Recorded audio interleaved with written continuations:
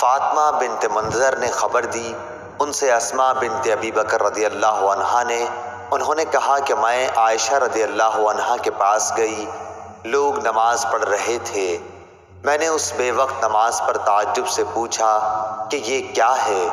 حضرت عائشہ رضی اللہ عنہا نے سر سے آسمان کی طرف اشارہ کیا۔ میں نے پوچھا کیا کوئی نشانی ہے؟ انہوں نے سر کے اشارے سے ہاں کہا، کیونکہ سورج گہن ہو گیا تھا۔ اسماء نے کہا کہ نبی کریم صلی اللہ علیہ وسلم دیر تک نماز پڑھتے رہے، یہاں تک کہ مجھ کو غشی آنے لگی۔ قریب ہی ایک مشک میں پانی بھرا رکھا تھا، میں اسے کھول کر اپنے سر پر پانی ڈالنے لگی۔ پھر جب سورج صاف ہو گیا تو رسول اللہ صلی اللہ علیہ وسلم نے نماز ختم کر دی۔ اس کے بعد آپ صلی اللہ علیہ وسلم نے خطبہ دیا۔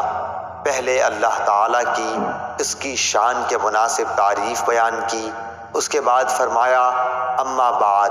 اتنا فرمانا تھا کہ کچھ انصاری عورتیں شور کرنے لگیں، اس لیے میں ان کی طرف بڑھی کہ انہیں چپ کراؤں تاکہ رسول اللہ صلی اللہ علیہ وسلم کی بات اچھی طرح سن سکوں، مگر میں آپ کا کلام نہ سن سکی۔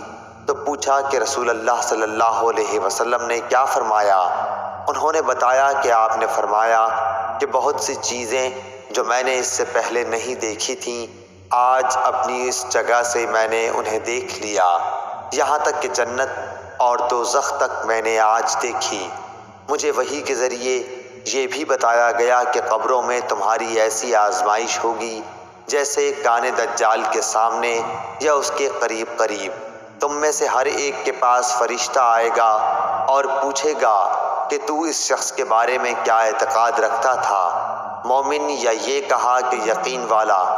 شام کو شک تھا، کہے گا کہ وہ محمد رسول اللہ صلی اللہ علیہ وسلم ہیں، ہمارے پاس ہدایت اور واضح دلائل لے کر آئے، اس لیے ہم ان پر ایمان لائے، ان کی دعوت قبول کی، ان کی اتباع کی اور ان کی تصدیق کی۔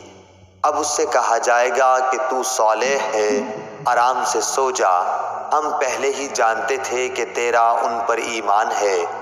اور شام نے شک کے اظہار کے ساتھ کہا کہ رہا منافق یا شک کرنے والا، تو جب اس سے پوچھا جائے گا کہ تو اس شخص کے بارے میں کیا کہتا ہے، تو وہ جواب دے گا مجھے نہیں معلوم، میں نے لوگوں کو ایک بات کہتے سنا، اسی کے مطابق میں نے بھی کہا۔